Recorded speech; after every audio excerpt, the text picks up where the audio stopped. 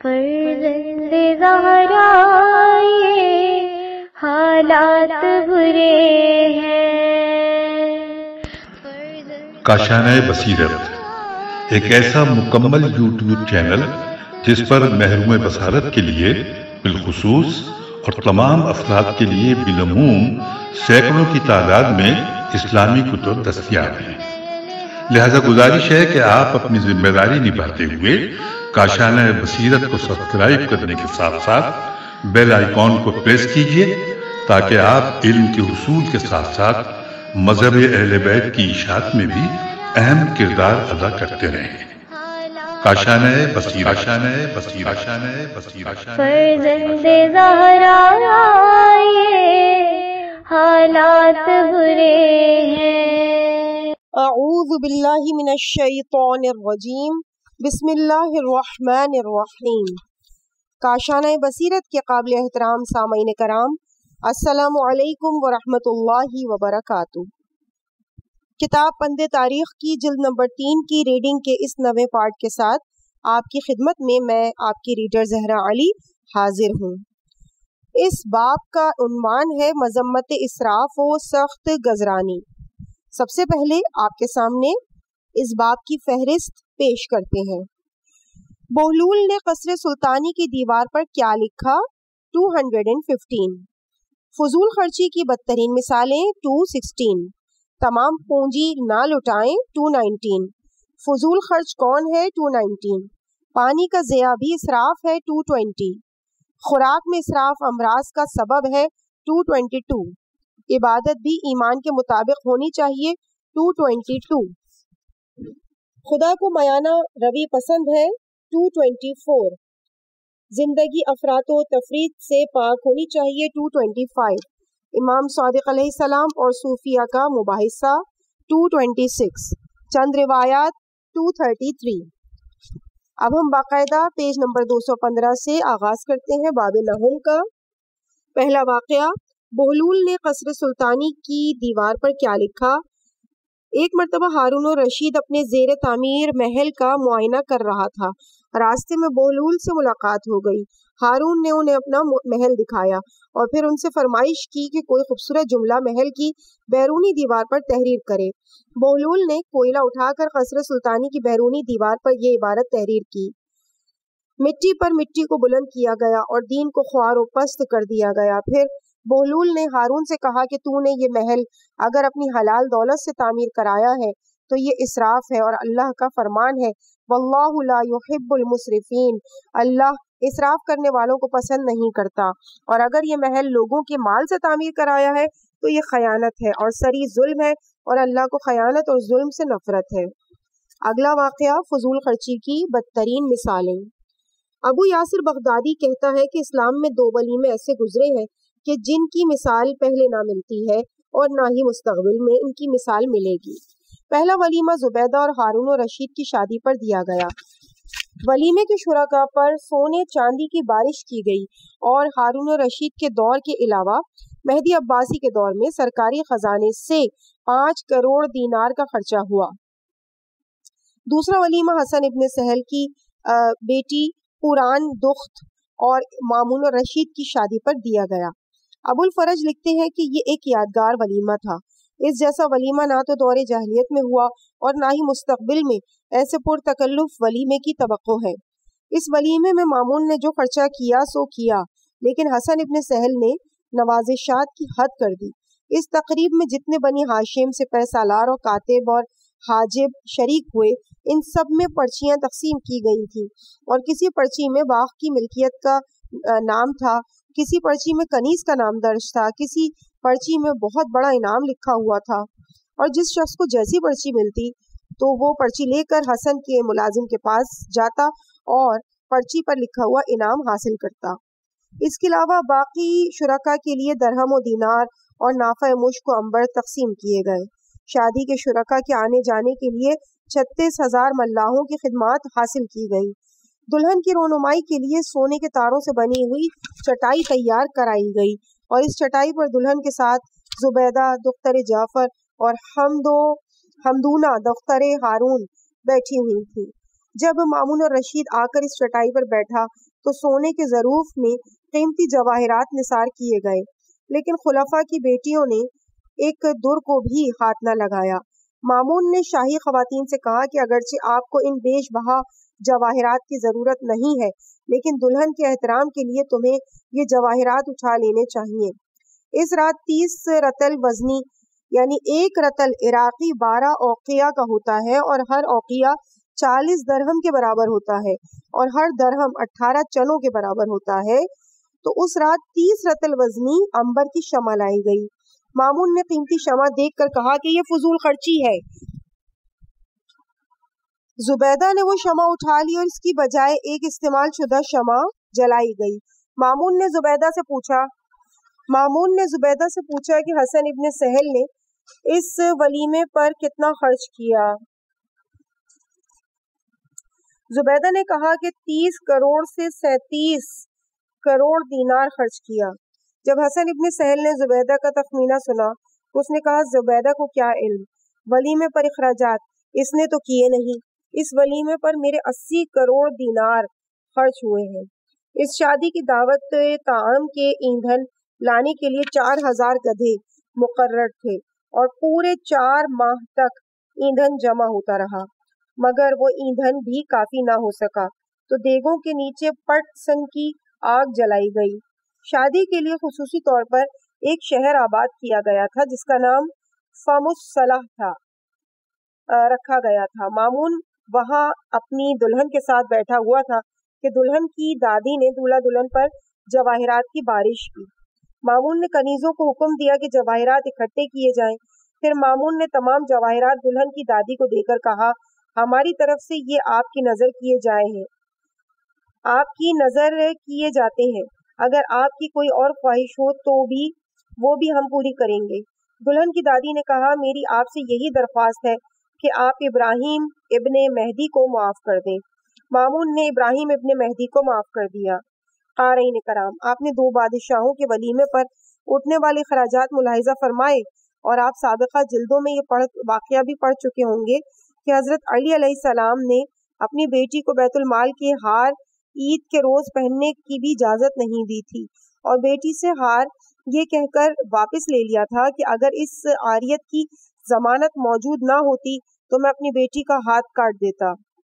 اسی سے حضرت علی علیہ السلام کی طرز زندگی اور نام نہاد خلفاء کی طرز زندگی کا واضح فرق نظر آتا ہے، اور ہر باشعور انسان یہ کہنے پر مجبور ہو جاتا ہے کہ علی انسانیت کے رہبر تھے، اور اموی اور عباسی سلاطین بدترین حکام تھے جن کا مطمع نظر حصول دولت کے علاوہ اور کچھ بھی نہ تھا۔ اگلا واقعہ، تمام پونجی نہ لٹائیں۔ ولید ابن سبی کہتا ہے کہ میں امام صادق علیہ السلام کے پاس بیٹھا ہوا تھا کہ ایک سائل آیا، امام نے اسے خیرات دی، پھر دوسرا سائل آیا، آپ نے اسے بھی خیرات دی، پھر تیسرا سائل آیا، آپ نے فرمایا معاف کرو، خدا تمہیں وسعت دے۔ اس کے بعد امام نے میری طرف رخ کر کے کہا کہ اگر کسی کے پاس 30 یا 40 ہزار درہم ہو اور وہ خدا کے نام پہ ساری دولت لٹا دے اور اپنے پاس کچھ بھی نہ رکھے تو وہ ان 3 افراد میں سے قرار پائے گا جن کی دعا قبول نہیں ہوتی۔ راوی کہتا ہے کہ میں نے عرض کی، وہ کون لوگ ہیں جن کی دعا قبول نہیں ہوتی؟ امام نے فرمایا، ان میں سے ایک تو وہ ہے جو سارا مال راہ خدا میں صدقہ کر دے اور خالی ہاتھ ہونے کے بعد کہے خدایا مجھے رزق دے، تو اللہ کہتا ہے کیا میں تجھے رزق نہیں دیتا؟ جن لوگوں کی دعا قبول نہیں ہوتی ان کی تفصیل کتاب حاضہ کے آئندہ اوراق میں آپ پڑھیں گے۔ اگلا واقعہ ہے فضول خرچ کون؟ ایک مرتبہ امام علی نقی علیہ الصلوۃ والسلام متوکل کے دربار میں تشریف لے گئے اور اس کے پہلو میں ایک کرسی پر بیٹھ گئے۔ متوکل آپ علیہ السلام کے امامے کو بڑے غور سے دیکھنے لگا۔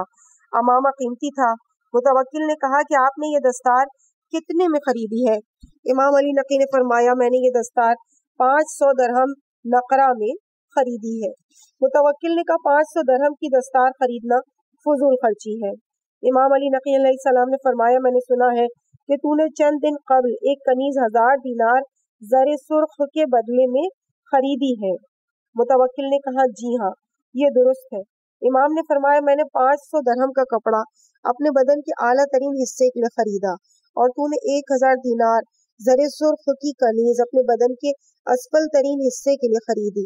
اب بتاؤ ہم میں سے فضول خرچ کون ہے؟ ریفرنس لطائف الطوائف۔ اگلا واقعہ، پانی کا ضیاع بھی اسراف ہے۔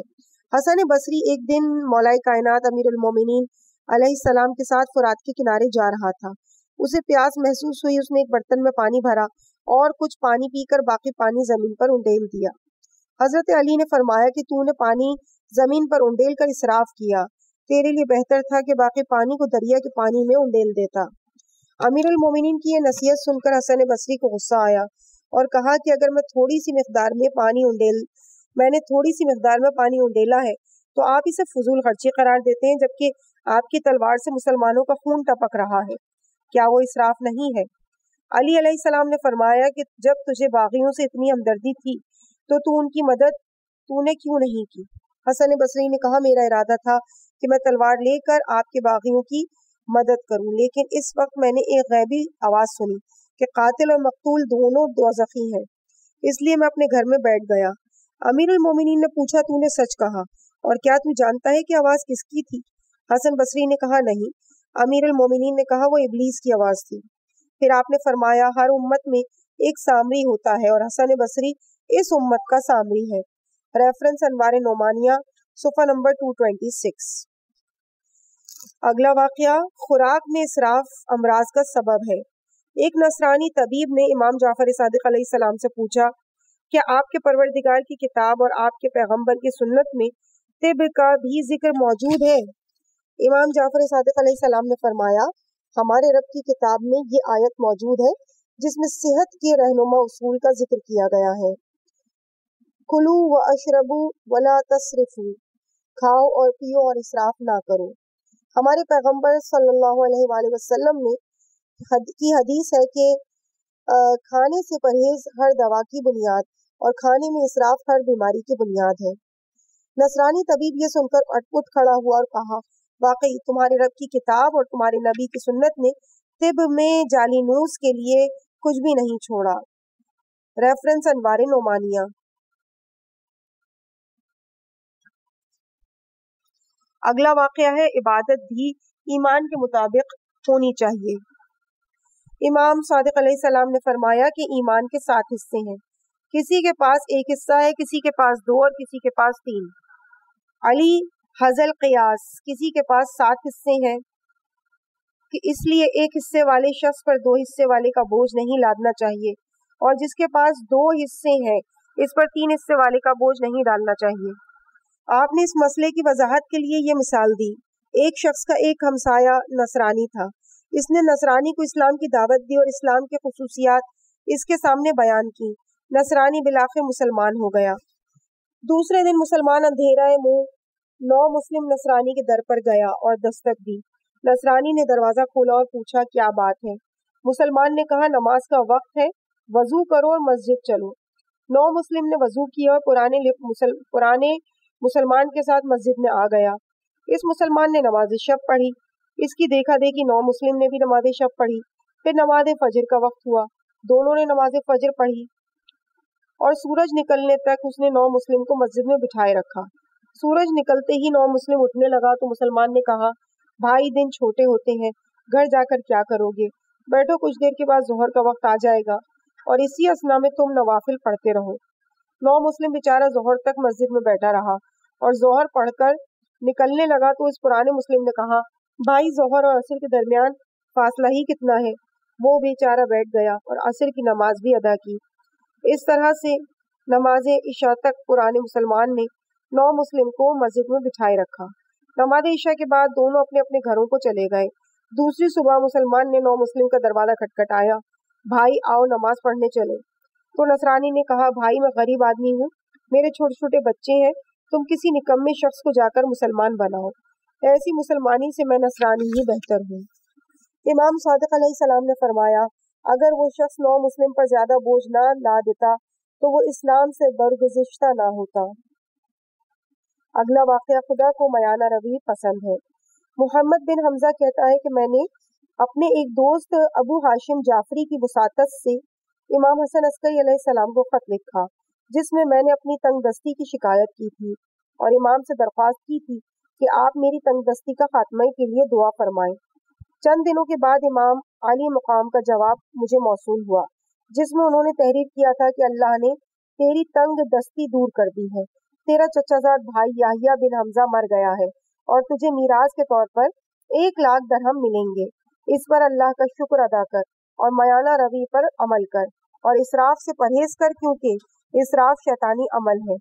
چند دن کے بعد ایک شخص حران سے آیا اور مجھے اطلاع دی کہ تیرا ابن عم فوت ہو گیا ہے اور اس کے ترکے میں سے تیرا میراث کا حصہ 1,00,000 درہم بنتا تھا، جو کہ میں لے آیا ہوں۔ 1,00,000 درہم ملنے کے بعد میں نے اس میں سے حقوق واجبیہ ادا کیے اور اپنے دینی بھائیوں کی مدد کی، اور پھر امام کے فرمان کے تحت میں نے تمام امور میں میانہ روی اختیار کی اور یوں میری زندگی بہتر ہو گئی۔ ریفرنس بہار الانوار جلد 12 صفحہ نمبر 167۔ اگلا واقعہ ہے زندگی افراط و تفریط سے پاک ہونی چاہیے۔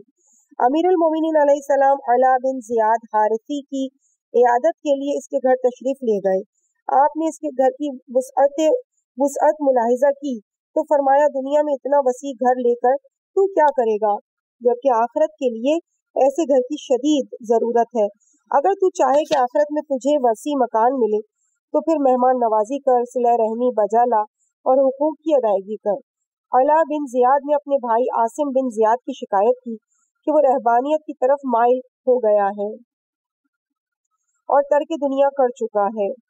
آپ نے حکم دیا کہ اسے میرے سامنے پیش کیا جائے۔ جب عاصم آپ کے سامنے پیش ہوا تو آپ نے فرمایا، اپنی جان کے دشمن، تجھے شیطان نے گمراہ کیا ہے اور تجھے اپنے بیوی بچوں پر رحم نہیں آتا، اور تو نے یہ سمجھ لیا ہے کہ اللہ نے جو چیزیں حلال و طیب بنائی ہیں، اگر تو ان سے استفادہ کرے گا تو خدا کو ناگوار گزرے گا۔ عاصم نے کہا، تو پھر آپ نے موٹا لباس کیوں پہنا ہوا ہے اور ہمیشہ سادہ اور غیر لذیذ غذا کیوں کھاتے ہیں؟ امیر المومنین علیہ السلام نے فرمایا، میں تجھ جیسا نہیں ہوں۔ اللہ نے حقیقی رہنماؤں کے لیے لازمی قرار دیا ہے کہ وہ تنگ دست افراد کی زندگی بسر کریں تاکہ ان کے فقر و فاقے کو دیکھ کر غریب لوگوں کو تسلی مل سکے۔ ریفرنس بہار الانوار جلد نمبر 15 قسمت دوم صفحہ نمبر 53۔ اس روایت میں آپ نے ملاحظہ فرمایا کہ امیر المومنین علیہ السلام نے دونوں بھائیوں کو ان کے حسب حال ہدایت فرمائی۔ دولت مند شخص کو مالی حقوق کی ادائیگی کا حکم دیا اور اسے اسراف سے منع کیا، اور رہبانیت والے شخص کو اس سخت زندگی کو چھوڑنے کا حکم دیا اور اسے طیبات سے مستفید ہونے کا حکم دیا۔ یہی اسلام اور قرآن کا سبق ہے۔ اسلام نہ تو ہمارے لیے پرتعیش زندگی کو پسند کرتا ہے اور نہ ہی رہبانیت کے خشک زندگی کو پسند کرتا ہے۔ اسلام میانہ روی کا درس دیتا ہے۔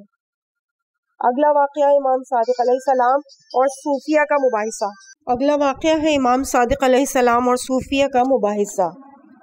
ایک دن سفیان ثوری اپنے ساتھ چند صوفیہ کو لے کر امام صادق علیہ السلام کی خدمت میں حاضر ہوا۔ اس نے دیکھا کہ امام نے انڈے کی طرح سفید لباس پہنا ہوا تھا۔ سفیان نے آپ علیہ السلام کے لباس پر اعتراض کرتے ہوئے کہا، یہ لباس آپ کو زیب نہیں دیتا۔ آپ نے فرمایا، سفیان، جو کچھ میں کہوں اسے غور سے سن اور اسے یاد رکھ۔ میری باتیں دنیا اور آخرت میں تیرے لیے فائدہ مند ثابت ہوں گی۔ اگر تو سنت پر مرنا چاہتا ہے اور بدعت سے بچنا چاہتا ہے تو میری بات کو غور سے سن۔ میرے والد علیہ السلام فرماتے تھے کہ رسول خدا صلی اللہ علیہ وآلہ وسلم کی بعثت اس دور میں ہوئی کہ جب چاروں طرف غربت اور تنگ دستی کا دورہ تھا، اسی لیے انہوں نے بھی کئی فاقے کیے۔ اگر اللہ تنگ دستی دور کر کے فراخی عطا فرمائے تو اہل ایمان کو اس سے استفادہ کرنا چاہیے۔ انعامات خداوندی کو فاسقین کے لیے مخصوص نہیں کرنا چاہیے۔ تیرا اعتراض اس وقت صحیح ہوتا اگر میں حق داروں کے حقوق ضائع کر دیتا اور اپنے آپ کو خوش گزرانی میں مصروف کر دیتا۔ خدا کی قسم، شام ہونے سے پہلے تمام حقداروں کو ان کے حقوق مل جاتے ہیں۔ پھر آپ علیہ السلام نے اپنا قمیص ہٹا کر دکھایا تو نیچے آپ نے کھردرا لباس پہنا ہوا تھا اور فرمایا، سفیان دیکھ، اوپر والا لباس میں نے لوگوں کے لیے پہنا ہوا ہے اور اپنے نفس کے لیے میں نے کھردرا لباس پہنا ہوا ہے۔ پھر آپ نے سفیان کو حکم دیا کہ وہ قمیص ہٹا کر دکھائے، تو سفیان معذرت کرنے لگا۔ آپ نے سفیان کی قمیص ہٹا کر دیکھی تو اندر اس نے حریر و اطلس کا لباس پہنا ہوا تھا۔ آپ نے فرمایا سفیان تم پر افسوس، تم نے لوگوں کو دکھانے کے لیے کھردرا لباس پہنا ہوا ہے اور اپنے نفس کو آرام دینے کے لیے حریر و اطلس کا لباس پہنا ہوا ہے۔ اس گفتگو سے سفیان ثوری سخت شرمندہ ہوا اور اسے مزید گفتگو کا یارہ نہ رہا۔ سفیان کے ساتھیوں میں سے 2 ساتھی آگے بڑھے اور عرض کی اگر سفیان کے پاس دلائل نہیں تھے تو اس کا یہ ہرگز مقصد نہیں کہ ہمارا موقف کمزور ہے۔ ہم اپنے موقف کی تائید کے لیے قرآن و حدیث کے دلائل پیش کرنے کی صلاحیت رکھتے ہیں۔ اللہ تعالیٰ نے قرآن مجید میں اہل ایمان کا کردار بیان کرتے ہوئے ارشاد فرمایا ہے کہ وہ اپنی ذات پر دوسروں کو ترجیح دیتے ہیں اگرچہ انہیں خود بھی ضرورت ہوتی ہے، اور جنہوں نے اپنے نفس کو بخل سے بچا لیا تو وہی لوگ کامیاب ہیں۔ اس کے علاوہ دوسری آیت میں اللہ تعالیٰ نے اہل ایمان کا کردار بیان کرتے ہوئے ارشاد فرمایا وہ کھانے کے خواہش کے باوجود مسکین، یتیم اور قیدی کو کھانا کھلاتے ہیں۔ ہمارے موقف کی تائید کے لیے یہی 2 آیات کافی ہیں۔ حاضرین میں سے ایک شخص نے کہا کہ لذیذ طعام سے تم خود بھی متنفر نہیں ہو، دراصل یہ تمہارا طریقہ واردات ہے کہ لوگوں کو لذیذ کھانوں سے روک کر تم ان کی دولت سے مستفید ہونا چاہتے ہو۔ امام علیہ السلام نے فرمایا کہ بے فائدہ گفتگو کرنے کا کوئی فائدہ نہیں۔ پھر آپ نے ان صوفیہ کی طرف رخ کر کے ارشاد فرمایا کیا تم قرآن حکیم کے ناسخ و منسوخ، محکم اور متشابہ سے واقف ہو؟ کیونکہ جو بھی گمراہ ہوا وہ اس وجہ سے ہوا کہ اسے ان باتوں کا علم نہیں تھا۔ صوفیہ نے کہا کہ ہمیں تمام ناسخ و منسوخ، محکم اور متشابہ کا علم نہیں ہے۔ یہ سن کر آپ علیہ السلام نے فرمایا پھر یہی وجہ ہے کہ تمہیں مغالطہ ہو رہا ہے۔ اس زمانے میں اس امر کی ترغیب دی گئی تھی کہ انسان دوسروں کو اپنے اوپر ترجیح دے اور اپنا طعام اٹھا کر دوسروں کو کھلا دے، مگر یہ حکم ہمیشہ اور ہر وقت کے لیے نہیں ہے۔ اگر بالفرض ہمارے پاس ایک روٹی ہو اور ہم وہ بھی کسی اور کو کھلا دیں تو ہم خود بھوک سے ہلاک ہو جائیں گے اور اپنے آپ کو ہلاک کرنے کی اسلام میں گنجائش نہیں۔ اس لیے پیغمبر اکرم صلی اللہ علیہ وآلہ وسلم نے فرمایا اگر انسان کے پاس خرما کہ 5 دانے یا روٹی یا درہم و دینار ہو اور وہ اسے اللہ کی راہ میں خرچ کرنا چاہے تو بہتر یہ ہے کہ وہ اپنے والدین کو دے، پھر دوسرے مرحلے میں وہ خود کھائے اور اپنے بیوی بچوں کو کھلائے، اور تیسرے مرحلے میں اپنے رشتہ داروں کو کھلائے، اور چوتھے مرحلے میں اپنے ہمسایوں کو کھلائے، اور 5ویں مرحلے میں راہ خدا میں کسی غریب کو کھلائے۔ لیکن یہ انفاق کا آخری درجہ ہے۔ ایک انصاری کے پاس 5 یا 6 غلام تھے، وہ ان کی کمائی سے مستفید ہوتا تھا۔ مرنے سے قبل اس نے سب کو آزاد کر دیا جبکہ اس کے بچے چھوٹے تھے اور کمائی کا کوئی دوسرا ذریعہ بھی موجود نہیں تھا۔ جب رسول خدا کو اس بات کا علم ہوا تو آپ صلی اللہ علیہ وآلہ وسلم نے فرمایا اگر تم لوگوں نے مجھے اس کے متعلق پہلے بتایا ہوتا تو میں اسے مسلمانوں کے قبرستان میں دفن کرنے کی اجازت نہ دیتا۔ اس نے چھوٹے بچوں کو لوگوں کے آگے سوالی بننے کے لیے چھوڑ دیا اور غلام آزاد کر دیے۔ اللہ تعالیٰ نے تمہارے موقف کی تردید کرتے ہوئے قرآن مجید میں فرمایا ہے کہ والذین اذا انفقوا لم یسرفوا، اور جب وہ اللہ کی راہ میں خرچ کرتے ہیں تو اسراف نہیں کرتے اور کنجوسی بھی نہیں کرتے، وہ درمیانی راہ پر عمل کرتے ہیں۔ جبکہ تمہارا نظر یہ ہے کہ انسان اپنا تمام مال اٹھا کر دوسروں کے حوالے کر دے، اللہ اسے اسراف کہتا ہے، اور اللہ نے یہ بھی اعلان کیا ہے کہ وہ اسراف کرنے والوں کو پسند نہیں کرتا۔ اللہ تبارک و تعالیٰ اسراف اور کنجوسی دونوں کو ناپسند کرتا ہے اور درمیانی راہ پر چلنے کی تلقین فرماتا ہے۔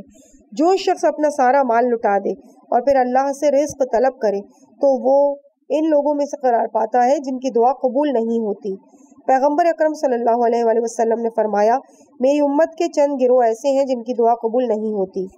نمبر 1 جو اپنے والدین کے لیے بد دعا کرے، نمبر 2 جو کسی کو قرض دے مگر نہ تو اس سے تحریر لے اور نہ ہی گواہ مقرر کرے، اگر مقروض انکار کر دے اور قرض خواہ اس کے خلاف بد دعا کرے تو اس کی بد دعا قبول نہیں ہوتی۔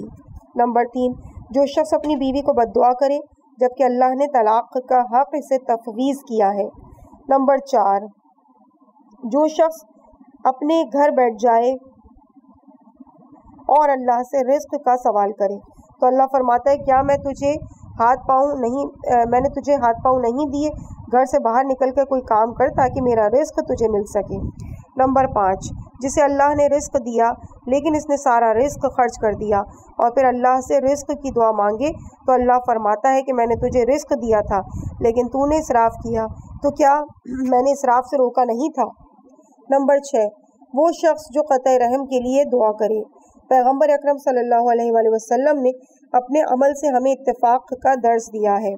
ایک مرتبہ آپ صلی اللہ علیہ وآلہ وسلم کے پاس تھوڑا سا سونا تھا، آپ نے شام سے پہلے تقسیم کر دیا۔ صبح کے وقت آپ کے پاس ایک سائل آیا تو آپ نے کچھ عطا کرنے سے معذرت کی تو سائل نے آپ کو سرزنش کی۔ آپ صلی اللہ علیہ وآلہ وسلم سائل کو کچھ نہ دینے کی وجہ سے غمگین ہوئے کیونکہ آپ انتہائی شفیق اور رقیق القلب تھے۔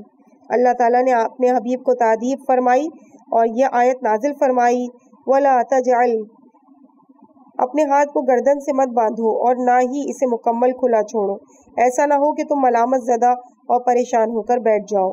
علاوہ ازیں پیغمبر اسلام کی احادیث بھی اس سلسلے میں بکثرت وارد ہیں جن کی تائید قرآن کرتا ہے اور اہل ایمان قرآن کی تائید و تصدیق کرتے ہیں۔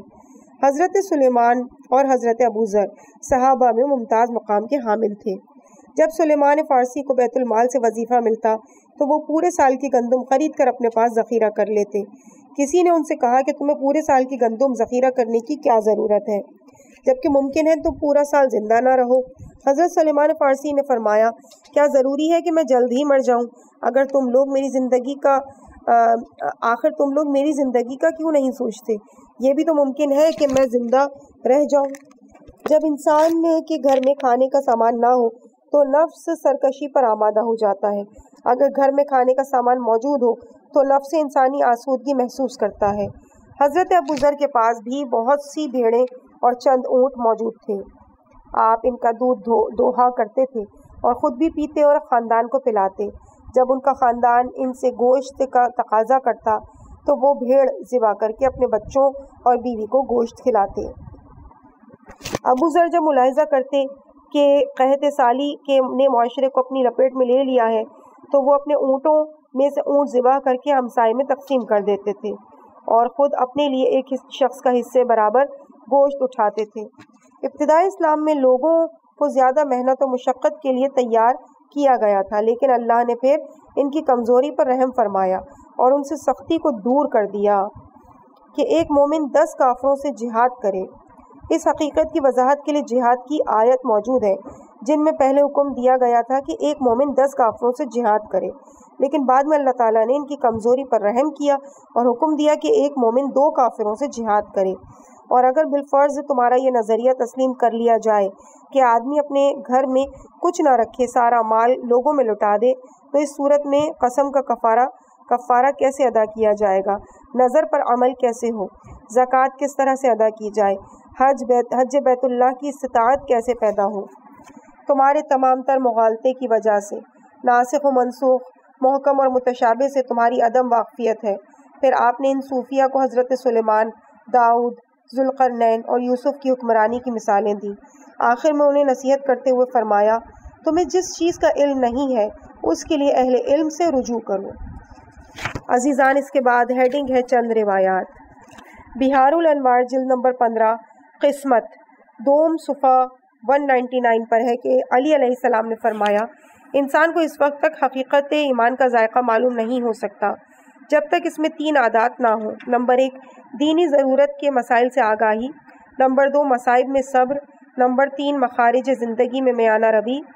آپ نے ایک موقع پر ارشاد فرمایا، زندگی کے اخراجات کے لیے میانہ روی کو ترک کرنا غربت و تنگ دستی کا باعث ہے۔ امیر المومنین علیہ السلام کا مشہور فرمان ہے کہ معال جس نے میانہ روی اختیار کی وہ تنگ دست نہ ہوگا۔ بہار الانوار جلد 15 قسمت دوم صفحہ نمبر 199 پر ہے۔ ایوب بن حر کہتے ہیں کہ امام جعفر صادق علیہ السلام کے پاس میں نے ایک شخص کو یہ کہتے ہوئے سنا کہ میانہ روی اور تدبیر آدھی کمائی ہے۔ آپ نے فرمایا، نہیں، مکمل کمائی ہے، اور کیفیت زندگی کے لیے سوچنا دین کا حصہ ہے۔ بحوالہ مندرجہ بالا روایات، بشر بن مروان کہتا ہے کہ ہم امام جعفر صادق علیہ السلام کے پاس گئے، آپ نے ہمارے لیے کھجوریں منگوائیں تو ہم میں سے کچھ آدمیوں نے ادھر ادھر گٹلیاں پھینکی تو آپ نے اپنا ہاتھ روک کر فرمایا، ایسا مت کرو، یہ اسراف ہے، اور اللہ کسی چیز کو ضائع کرنا پسند نہیں کرتا۔ ایک اور روایت میں آپ نے ارشاد فرمایا کہ اسراف 3 چیزوں میں ہے۔ نمبر 1 کام کے وقت اپنا بہترین لباس پہننا، نمبر 2 گٹھلیوں کو دائیں بائیں پھینکنا، نمبر 3 فالتو پانی پھینک دینا، اور آپ علیہ السلام نے فرمایا خوراک میں اسراف نہیں ہے۔ بہار جلد نمبر 15 قسمت دوم صفحہ 201 پر ہے کہ آبان بن تغلب کہتے ہیں کہ امام جعفر صادق علیہ السلام نے فرمایا کیا تو یہ خیال کرتا ہے کہ جسے اللہ نے مال و دولت سے نوازا ہے اس کی اللہ کے نزدیک کوئی منزلت ہے، اور جسے اللہ نے غربت و تنگ دستی دی ہے وہ خدا کے ہاں ذلیل ہے؟ ایسا ہرگز نہیں، مال و دولت خدا کی ملکیت ہے۔ اللہ نے بعض لوگوں کو اس کا امین بنایا ہے اور پھر اس نے انہیں اجازت دی ہے کہ وہ میانہ روی سے کھائیں پئیں، لباس پہنیں اور نکاح کریں اور سواریوں پر سوار ہوں۔ ان جائز اخراجات سے جو بچ جائے تو غریب مومنین کی اس سے مدد کریں، ان کی پریشانیوں کو دور کریں۔